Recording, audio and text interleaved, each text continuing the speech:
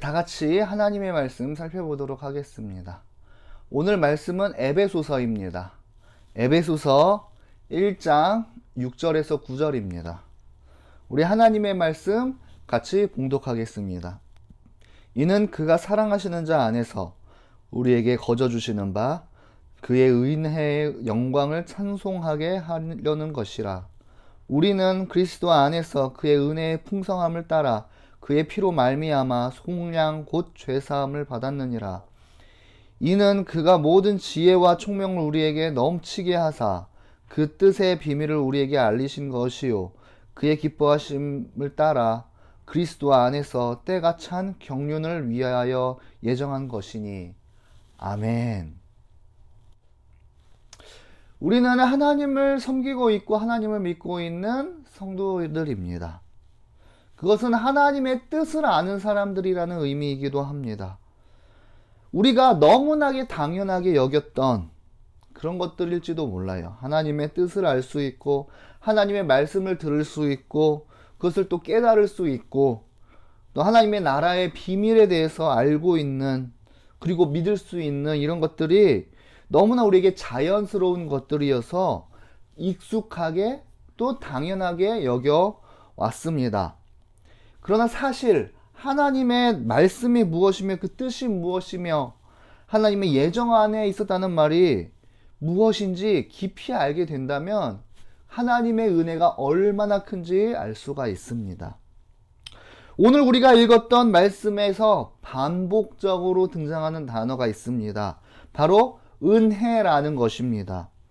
하나님, 그 은혜, 우리는 너무나 막연하게 알고 있는 하나님의 은혜가 우리에게 참으로 우리 삶 가운데 다가오길 소망합니다.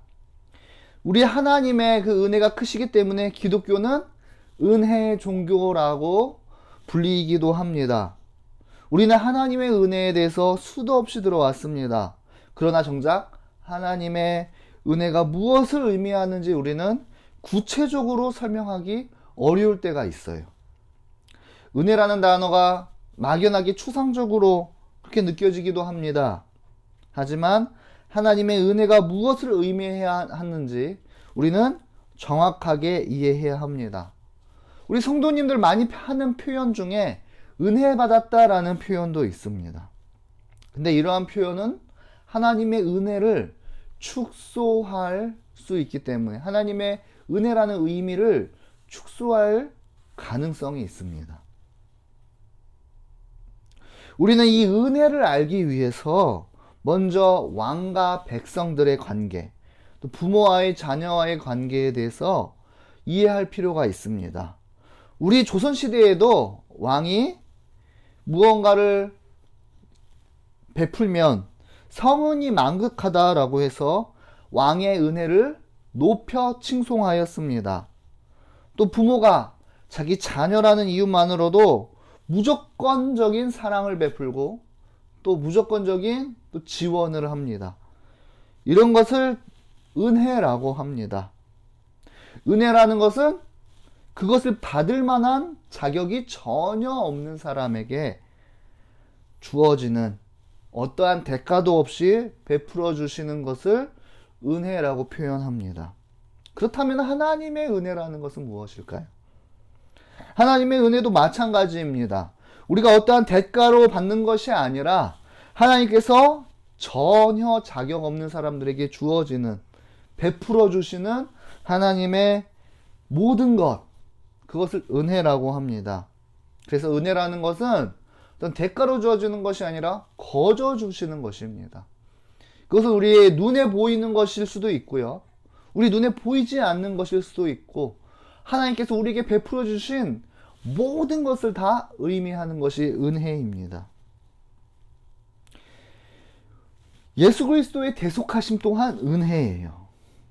그것은 어떤 것을 주고 바꿀 수 있는 그런 가치를 가지지 않습니다.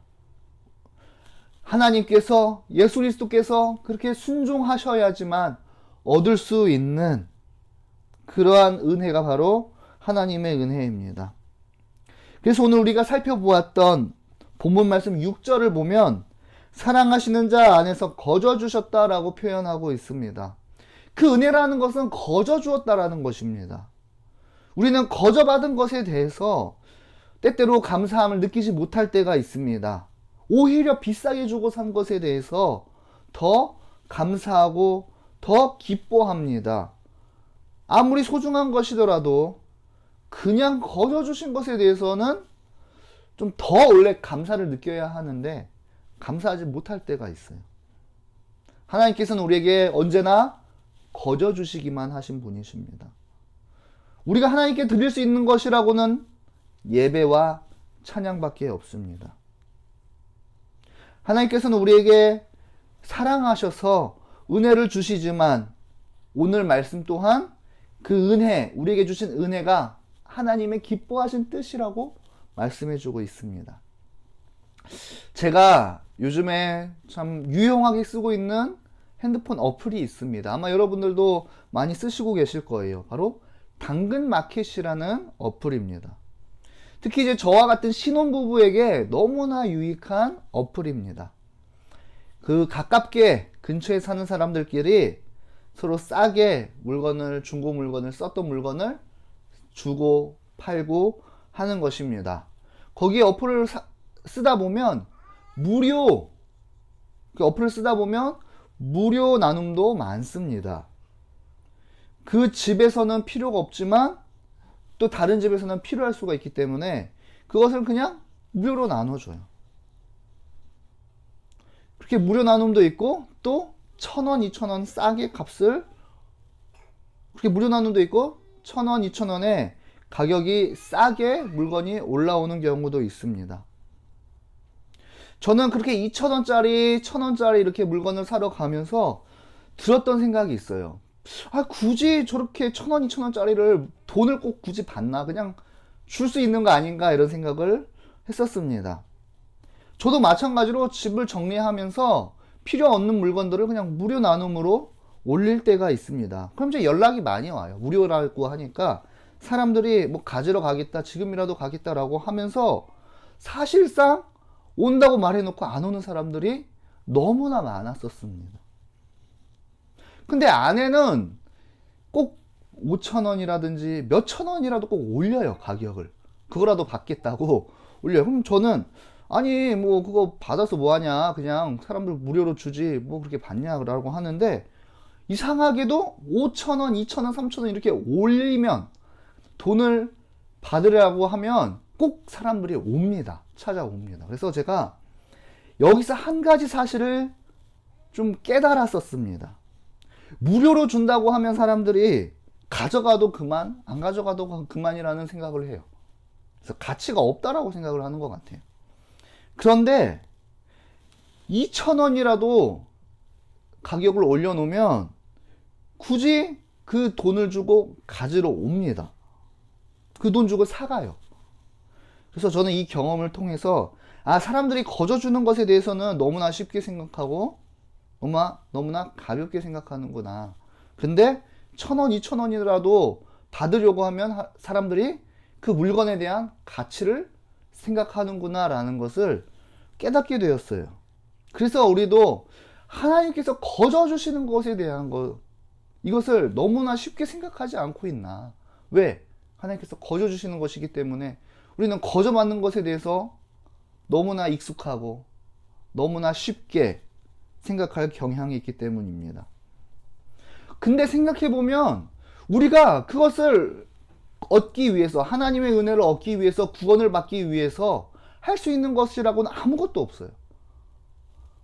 우리는 그것을 대가를 주고 받을 수 없기 때문에 하나님께서는 거저 주실 수밖에 없는 것입니다. 그래서 거저 주시는 것이 하나님의 은혜예요.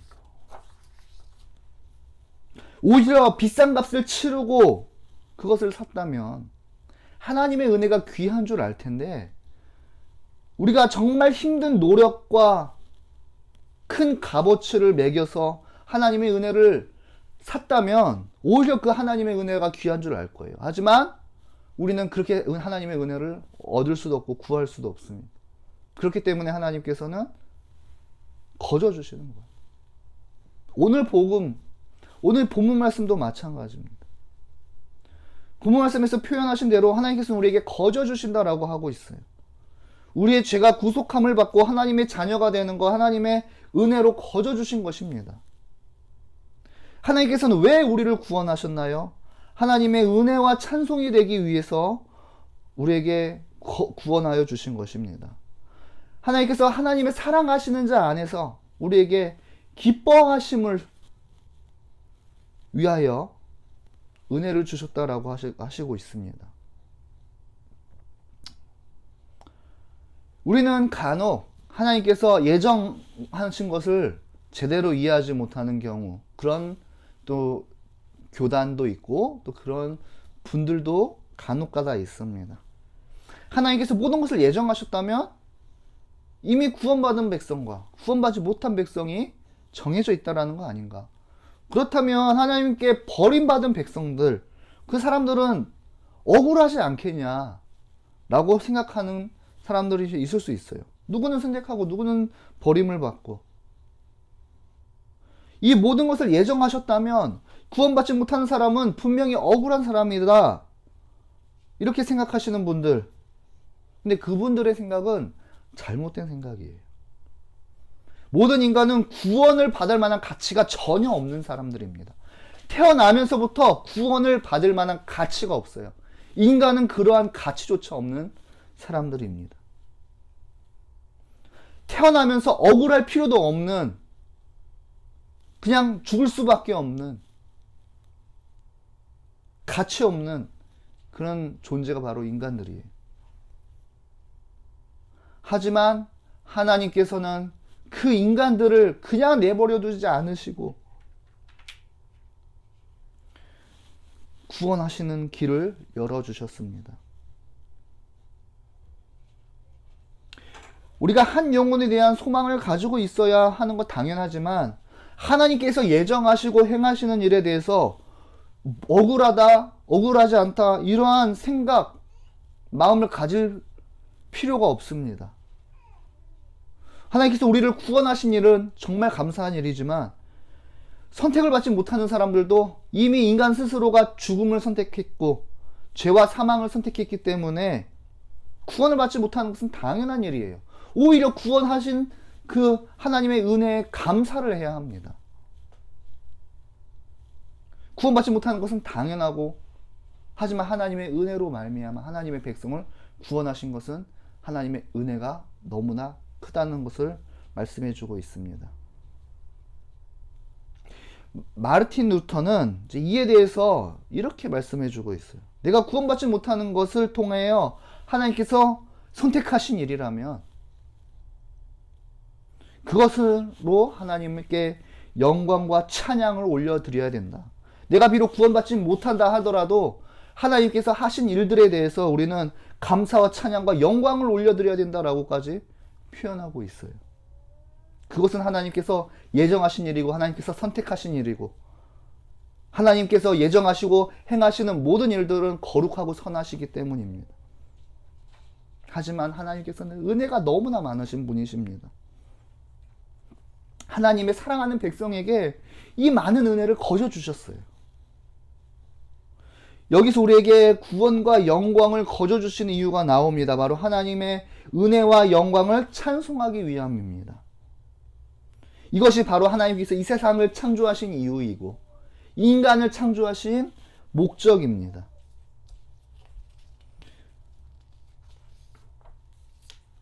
그래서 우리는 하나님께 영광과 찬양을 올려드려야 할 의무가 있는 것입니다. 하나님께서는 이제 모든 것을 새롭게 하셨어요. 구약의 율법 중에 피를 먹지 못하게 하는 율법이 있습니다.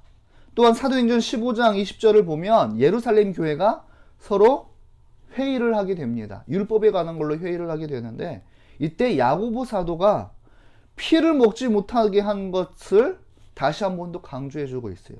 왜 피를 먹지 못하게 했을까요?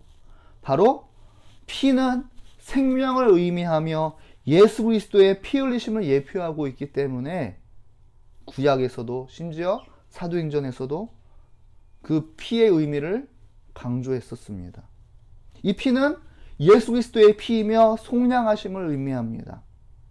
그 구속하심, 속량하심은 우리가 너무나 그 의미를 잘 알고 있습니다. 종이 주인에게 값을 주고 풀어주는 것을 의미해요. 그 값은 금과 은이 아닙니다. 바로 우리의 주님 되시고 하나님 본인이신 어린 양 되신 예수 그리스도가 그 거룩한 보혈을 주고 우리는 죄에서 풀려나게 된 것입니다. 그것은 예수님의 피 말고 어떠한 것도 그 값을 치를 수가 없습니다. 이 말은 죄사함과 같은 말입니다. 우리 존 스토트 신부님께서는 예수님께서 피값으로 지불한 대가에 대해서 구속함과 죄사함과 입양 이 모든 과정이 포함되어 있고 그리고 우리는 그 죄사함을 누리고 있는 특권을 가졌다라고 표현하고 있습니다. 하지만 우리를 하나님을 우리의 아버지로 모실 수 있는 관계가 이렇게 형성이 되었는데 우리가 하나님의 아들로 딸로 특권만을 누리는 것이 아니라 우리의 책임을 가지고 있어야 한다라고 말씀해 주고 있어요. 우리가 하나님의 자녀로서 하나님을 닮아가지 않고 죄사함의 특권만을 누릴 수는 없다라는 것입니다. 거저 받은 것이 가치 없는 것이 아니라 나에게 주신 하나님의 은혜로 느껴지게 된다면 우리는 하나님의 자녀된 모습으로 살아갈 수 있습니다. 그런 우리에게 하나님께서 주시는 은혜가 또 한 가지 있습니다. 바로 8절을 보면 우리에게 지혜와 총명을 주셨다라는 것입니다. 어떤 지혜와 어떤 총명을 말하는 것일까요? 무엇을 위하여 지혜와 총명을 주셨을까요? 9절에 그 이유가 나옵니다. 바로 하나님께서 기뻐하시는 뜻을 따라 하나님의 신비한 뜻을 우리에게 알려주시기 위한 것입니다. 지혜와 총명은 바로 하나님을 알게 하시고 하나님의 뜻을 알게 하시는 것입니다. 사실 하나님의 뜻과 그 예정에는 9절의 말씀처럼 비밀스러운 것이었습니다. 인간들은 그것을 알 수가 없었습니다. 그 하나님의 뜻은 무엇일까요? 하나님 스스로가 기뻐하시는 것. 미리 세웠다는 것은 바로 우리 저번 설교와 연관이 있는데 우리를 선택하셨다는 것입니다. 우리를 택하신 것 또한 이 세상 우주를 만물을 다스리고 결정하셨다는 것을 의미합니다. 그 모든 계획을 말하는 거예요. 그 하나님의 계획은 우리에게 지혜를 주셔서 하나님께서 이 모든 것을 예정하셨고 그 하나님의 은혜가 얼마나 큰지 알게 하신 지혜입니다. 제가 칼빈 주석을 찾아보니까 하나님께서는 만사가 지혜롭고 그리고 순서에 따라서 적절하게 배열을 하셨는데 실제 하나님께서 그 예정을 알고 계셨다라고 설명해 주고 있습니다. 그리고 그 하나님 편에서 그 예정을 은밀하게 간직해 두고 계시는 동안에 사람들에게 그 뜻이 숨겨졌었는데 때가 참에 하나님의 그 뜻이 우리 인간들에게 알려져야 할 그 결정을 하나님 스스로 가지고 계셨다. 하나님의 능력과 뜻 안에 있었다라고 설명해 주고 있습니다. 하나님만이 알 수 있는 것이 바로 우리에게도 알려주신 것입니다. 그 감추었던 뜻은 이방인들인 사람들, 버림받았던 사람들을 양자 삼으시고 그리고 심지어 우리와 같은 이방인들도 교회가 될 수 있도록 삼으신 하나님의 예정입니다. 그것은 인간의 지혜로 알 수가 없어요. 그리고 여기서 사용된 경륜이라는 단어도 마찬가지입니다. 모든 우주에 창조하고 다스리시고 이런 것들을 실현하시는 것들이 하나님의 주권 아래, 판단 아래 있다라는 것입니다. 그래서 이 모든 것이 하나님께서 모든 것을 예정하시고 우연히 일어나는 것이 아니라 하나님께서 결정하신 바대로, 다스리신 바대로 일어나고 있다는 것입니다. 그 하나님의 다스림을 믿고 의지하는 것이 바로 하나님의 경륜을 믿는 우리 신앙입니다. 하나님의 경륜과 하나님의 예정하심 모두 예수 그리스도를 통하여 하나님의 뜻이 드러났고 또한 때가 찼다는 것은 예수 그리스도의 때라는 것을 의미합니다. 그리고 오늘 본문 말씀에서 예정과 경륜 그리고 때라는 것, 이 모든 것을 비밀처럼 하셨는데 이게 복음입니다. 하나님께서 우리를 구원하시고 하나님의 뜻을 알게 하시려고 예정을 해 놓으셨습니다. 그것은 하나님만이 알고 계셨던 비밀입니다. 그러나 우리에게 지혜와 총명을 주셔서 이를 알게 하신 것은 하나님의 뜻을 우리에게 알게 하신 것입니다. 이것은 이렇게 지혜와 총명을 주신 것 또한, 하나님을 알게 하신 것 또한, 하나님의 비밀하신 것을 알게 하신 것 또한 우리에게 주신 하나님의 크신 은혜입니다. 요한복음 15장 15절을 보면 하나님께서는 우리를 더 이상 종이라 하지 않으시다고 그러셨어요. 우리를 친구라고 심지어 표현하고 있습니다. 왜? 하나님께서 하시는 일들은 종은 알지 못하지만 친구인 우리들에게 다 보여주셨다라고 말씀해주고 있습니다. 이제 우리는 하나님께서 하신 일들 알 수 있습니다. 그것은 하나님의 나라를 완성시키고 우리를 구원하시는 것입니다. 바로 예수 그리스도를 통하여 이루어지는 하나님의 나라입니다. 우린 지금 하나님의 그 예정하심 안에서 예수 그리스도의 죽음과 고난을 묵상하는 기간을 보내고 있습니다.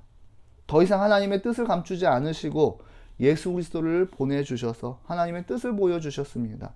이 하나님의 은혜와 사랑을 우리는 깊이 묵상해야 할 것입니다. 우리에게도 보여주신 하나님의 뜻을 우리도 그 뜻을 따라 살아가며 하나님께서 우리에게 보여주신 그 비전을 믿고 의지하는 저와 여러분의 삶 되길 소망합니다.